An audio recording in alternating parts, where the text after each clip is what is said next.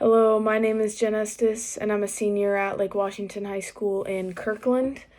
My question is, during this pandemic, what information is being kept for our historical records for the state so that future generations have and they can learn about?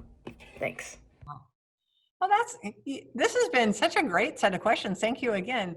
As I mentioned, we have the state archives in our office, and so all of the work that is done every single day in state government, and that includes not only here in Washington state government, the executive and judicial and legislative branches, but also county government and local government, like cities and towns and fire districts and school districts and such.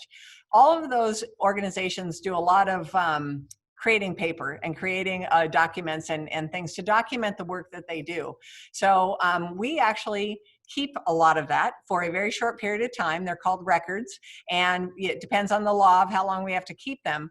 But about 2%, so all of the paper we create, about 2% is historic documents. And those historic documents are what go into our state archives. And so all of these proclamations I was telling you about that the governor is signing, and that I'm also signing, and we're putting into essentially into you always hear about the record books. That's what they're talking about.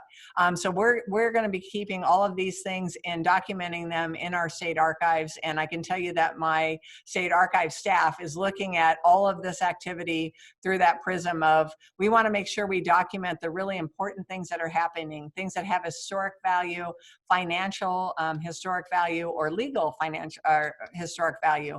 And we're capturing those and keeping those documents in our archives, so students from Lake Washington School 100 years from now are going to be able to pull that up in some really cool technological way and say, wow, look at what they did back in 2000 or in 2020 when they were going through the pandemic, and that's exactly why we have the archives. That was a great question. Thank you.